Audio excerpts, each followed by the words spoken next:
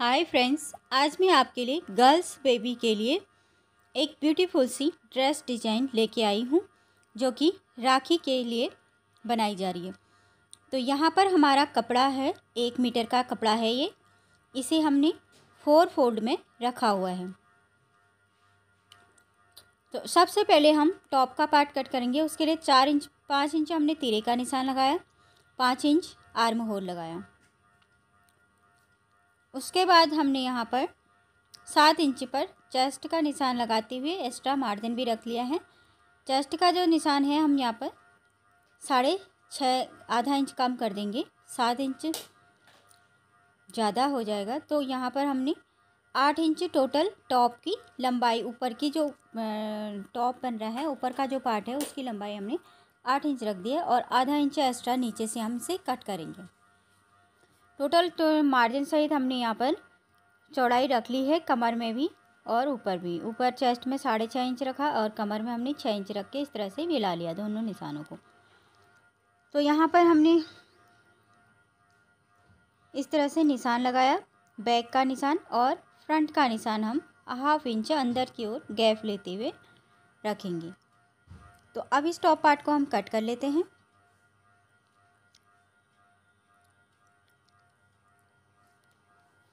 Top part हमने cut कर लिया। उसके बाद हमने बैक को अलग करके जो आर्म होल में हमने आधा इंच अंदर को किया था उसे भी छटाई कर लेंगे। तो ये तो हो गया जो टॉप बन रहा है उसका ऊपर वाला पार्ट। अब नीचे का घेरा हम कट करेंगे। अब घेरा कट करने के लिए हम कपड़े को कोन शेप में बिछाएंगे। तो इस तरह से हमने कपड़े को जो 4 फोल्ड किया था उसे खोल के इस तरह से कोन शेप बना लिया है। तो इसी कोन शेप में अब हम नीचे घेरे की कटिंग करेंगे।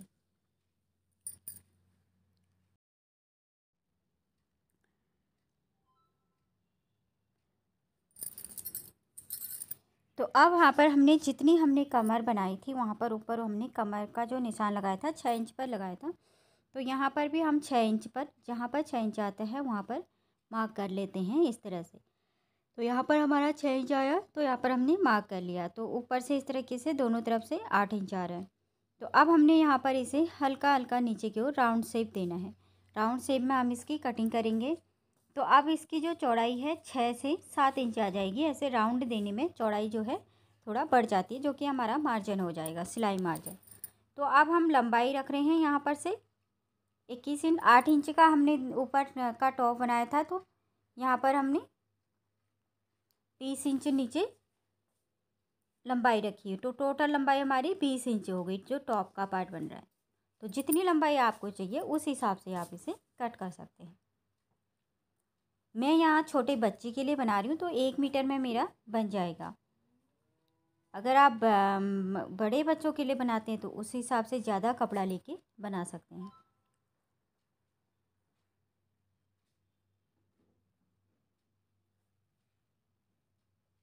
तो ये देखिए इस तरीके से हमने घेरे की भी कटिंग कर ली है।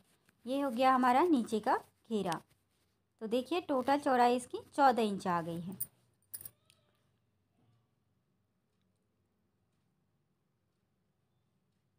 तो इस तरीके से ये टॉप का पार्ट रहेगा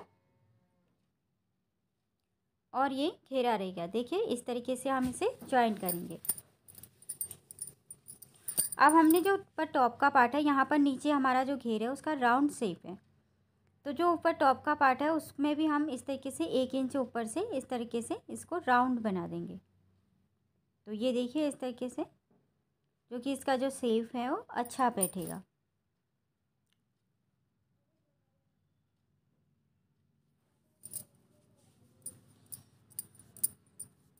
तो इस तरीके से टॉप की जो लंबाई देखो 20 इंच, तो मार्जिन सहित यही टोटल हमारी 19 इंच या ऐसे आ जाएगी, क्योंकि आधा आधा इंच जहाँ जहाँ पर जोड़ सिलाई लगती है वहाँ वहाँ पर दब जाएगा। तो फ्रॉक की कटिंग कर हो गई है। अब देखिए यहाँ पर ये कपड़ा बचा हुआ है हमारा, इसमें से हम स्लीव कट करेंगे। तो स्लीव कट करने के लिए हम यहाँ पर पफ स्लीव बनाने वाले हैं। तो किस तरह का हमने पफ बनाना है, जो बाजू में झोल जो गोल गोल राउंड, जैसे धोती सलवार में हमारे राउंड राउंड शेप होते हैं ना, उसी तरह से हम ये बाजू बनाने वाले हैं। तो टोटल लंबाई 11 इंच रखी हमने बाजू की। जैसे हम नॉर्मल बाजू कट करते हैं उसी तरीके से 2.5 इंच नीचे से निशान लगाते हैं। इस तरह से स्लीव का शेप दे दिया है। अब स्लीव्स का शेप देने के बाद हमने 8 इंच, देखिए हमारा जो ऊपर को कपड़ा बचा हुआ है वो 8 इंच का बचा हुआ है। अब इसमें हमने बनाना है पफ डिजाइन। इस तरीके से हम यहाँ पर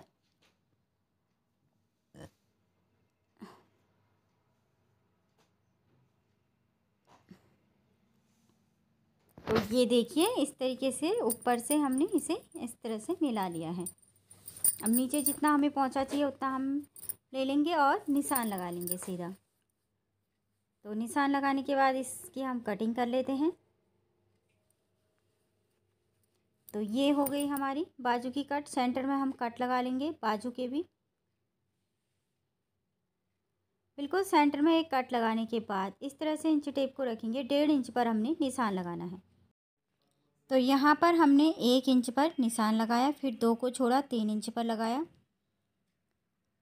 1 इंच पर हमने देखिए इस तरीके से निशान लगाया 1 इंच, फिर 2 को हमने छोड़ दिया, 3 में निशान लगाया, फिर 4 लगाया, फिर 5 को छोड़ा, 6 में लगा दिया, फिर 7 लगाया, फिर 8 को छोड़ा, 9 में लगा दिया।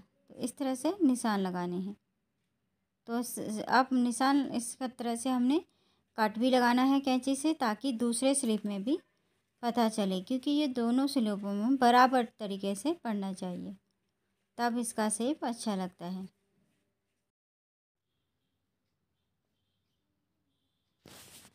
तो इस तरह से स्लीव की कटिंग होने के बाद अब हम करेंगे पैंट की कटिंग। पैंट भी यहाँ पर हम धोती सलवार बना रहे हैं। धोती सलवार बनाने के लिए हमने कपड़े को डबल में सबसे पहले फ़ोल्ड कर लेना है। डबल में फ़ोल्ड देखिए इस तरीके से हमने इसे डबल में फ़ोल्ड किया। फिर हम इसे उधर साइड से एक त्रिकोण शेप में बनाएंगे। फिर उसके बाद हम इसकी कटिंग करेंगे। तो यहाँ पर हमने कपड़े को डबल फोल्ड किया हुआ है। डबल फोल्ड करने के बाद इस तरह से हम इसे कोन शेप बना देंगे। कोन शेप बनाने के बाद कपड़े को हमने बराबर रख लेना है। तो इस तरीके से हमने कोन शेप बना दिया है। अब हमारी ये बंद साइड है और ये हमारी खुली साइड है, और इधर किनारे वाली साइड में हम लंबाई का निशान लगाएंगे और आसन का निशान लगाएंगे। यहाँ से हम पहले पौंचे के लिए 4 इंच हम छोड़ देते हैं नीचे मोहरी के लिए।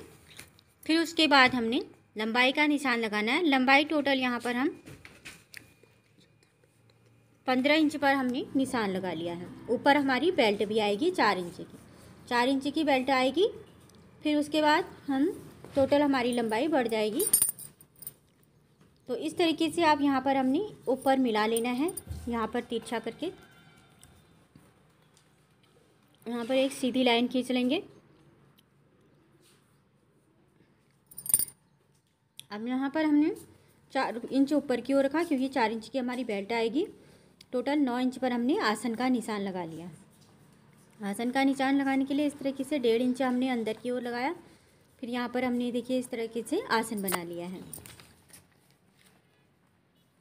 तो अब हम इसकी भी कटिंग कर लेंगे।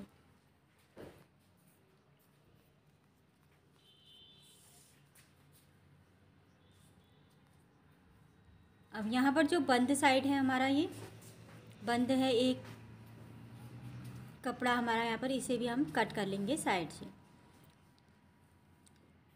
तो ये तो हमारा हो गया पैंट की कटिंग। यहाँ पर भी हमने 1.5 इंच जहाँ पर आता है वहाँ पर से सीधा कट कर लेना है। तो अब हम इसे खोल के आपको दिखाते हैं। ये कुछ इस तरह का दिखेगा। अब यहाँ पर हमने सिलाई लगाने के बाद जो कट कर रखा है वहाँ पर हम सिलाई लगाएंगे। उसके बाद हम देखिए इस तरीके से चुन्नट डालेंगे। चुन्नट हम दोनों ओर से एक दूसरे के आमने सामने डालेंगे, तब यहाँ पर नीचे घेर बनता है। देखिए इस तरीके का घेर बनेगा, जो नीचे आपको दिख रहा है। इस तरीके से यू शेप में घेर बनते जाता है। अब यहाँ पर जितना हमने मोहरी के लिए रखा था वहाँ पर हमने कट लगा दिया और इस कट तक हमने कपड़े को इस तरीके से फोल्ड कर लेना है। तो अब हम करते हैं बेल्ट की कटिंग।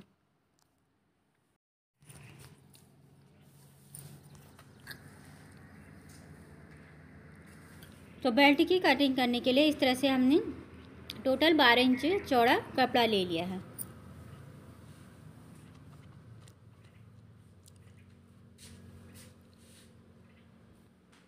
अगर यहाँ पर हमें बेल्ट की एक्स्ट्रा ज़रूरत पड़ेगी तो हम वहाँ पर जोड़ लगाएंगे। घेर डालने के बाद अगर हमारा कपड़ा नीचे ज़्यादा हो जाएगा तो हम और जोड़ लगा लेंगे। तो अब हम सबसे पहले टॉप पार्ट स्टिचिंग की ओर आ गए हैं। सबसे पहले हमने टॉप पार्ट का पीछे वाले हिस्सा हमने कट किया। उसके बाद हमने वहाँ पर हुक आई के लिए पट्टी बनानी है, ताबीज़ बनानी है, जिसमें हम बटन लगाएंगे।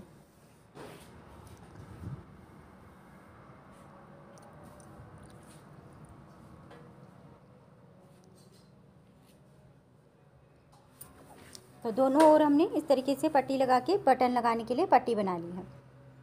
अब इन दोनों को हमने आपस में एक दूसरे के ऊपर रखते हुए यहाँ पर सिलाई लगा लेनी है। तो सिलाई लगाने के बाद हम दोनों को ऊपर से बराबर पकड़ेंगे और नेक की भी कटिंग कर लेंगे। पीछे का नग हमने 2 इंच जितना रखा हुआ है, 2 इंच चौड़ा 2 इंच लंबा, और आगे भी हमने उसी हिसाब से नेक को काट लिया है। तो अब हम दोनों के शोल्डर जॉइंट कर लेंगे। फ्रंट और बैक दोनों पार्ट के शोल्डर जॉइंट करने के बाद हमने एक आड़ी पट्टी ली और इस तरह से जो नेक है उसे पैक कर लिया। तो अब हमने आड़ी पट्टी को इस तरह से पूरे गले में राउंड शेप में पूरा सिलाई लगा लेना है। उसके बाद हम इसे अंदर की ओर, बाहर की ओर से हमने इसे लगाया, अंदर की ओर पलटा के गले को हम पैक कर लेंगे। तो यहाँ पर गला हमने बना लिया है। अब हमने इसको बिछा के रखना है और जो स्लीव है उसे जॉइंट कर लेना है। स्लीव जॉइंट करने के लिए नीचे हमने कपड़े को, जो मोहरी का हिस्सा है उसे फोल्ड कर लेना है।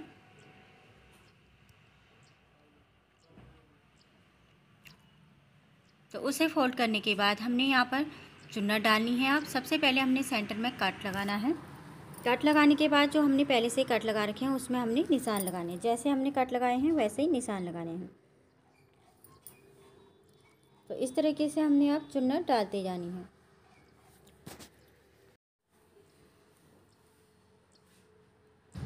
दोनों ओर से हमने कट लगा रखे हैं तो उसी कट में हमने चुन्नटों को डालना है ताकि दोनों ओर से चुन्नट बराबर पड़े। और सेंटर में से ही देख रहे एक दूसरे के आमने सामने कट लगाने हैं।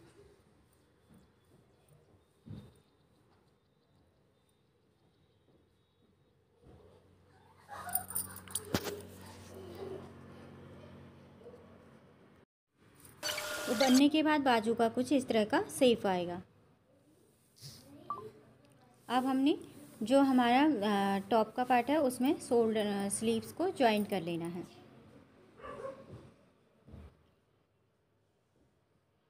दोनों ओर के स्लीव जॉइंट कर लेंगे। अब हम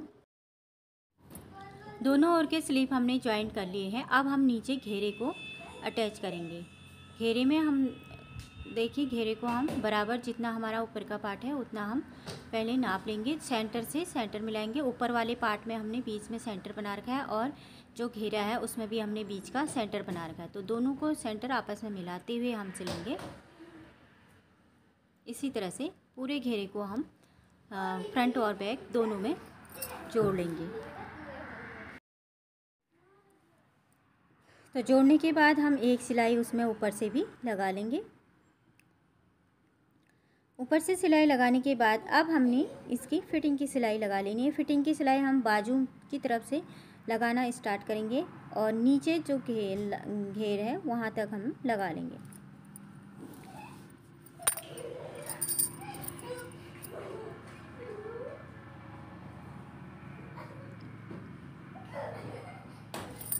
तो ये इस तरह से अब हम इसको, ये हमारा जो ऊपर का पार्ट है ये कंप्लीट हुआ। नाप लेंगे हम कितना हमारा मेजरमेंट है, उस हिसाब से हम इसे पूरे में सिलाई लगा के आपको फाइनल लुक दिखाएंगे। तो देखिए अब इसने हमने पूरा रेडी कर लिया है, तो इसका फाइनल लुक है ये।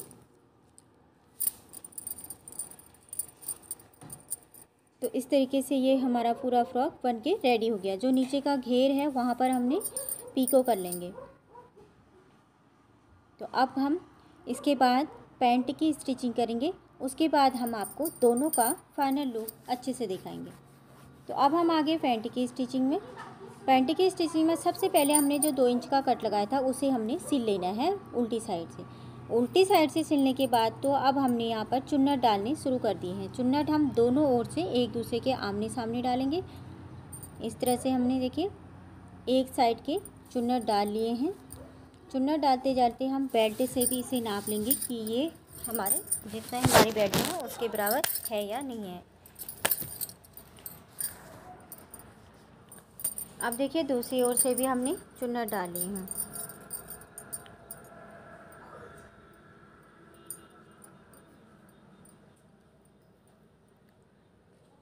तो देखिए कुछ इस तरह का दिख रहा है ये।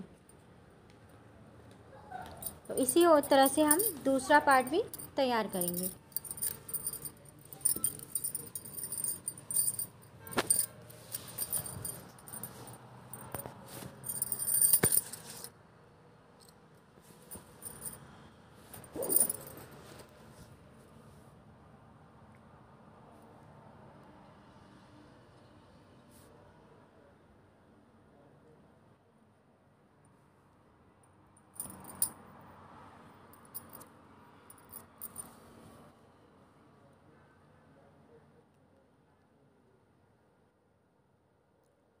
तो अब हमने चुन्नट डालने के बाद एक तरफ का आसन सिल लेना है।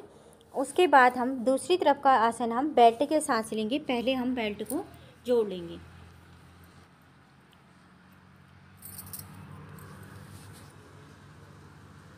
तो बेल्ट हमने जोड़ लिया है।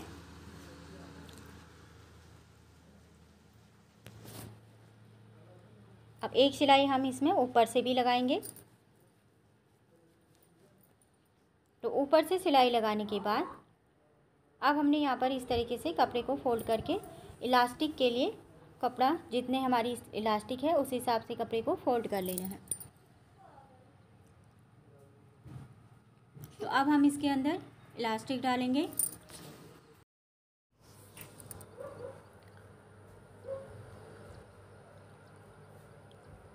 तो अपनी कमर के हिसाब से हम इलास्टिक काट लेंगे और इसके अंदर हमने इलास्टिक डाल दी है। इलास्टिक डालने के बाद अब हम दूसरी तरफ का आसन सिलेंगे। आसन सहित बेल्ट के साथ सिल लेंगे।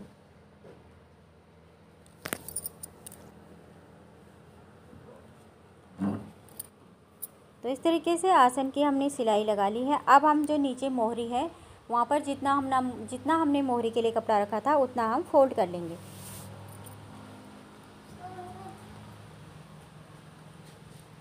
तो देखिए इस तरह से कैसे हमने मोहरी में के लिए कपड़ा दोनों तरफ से फोल्ड कर लिया है। इस कपड़े को फोल्ड करने के बाद अब हम इसकी लास्ट वाली जो सिलाई हमारी बचती है वो साइड वाली सिलाई भी हम लगा लेंगे, जिसके बाद हमारी पैंट बनके बिल्कुल रेडी हो जाएगी।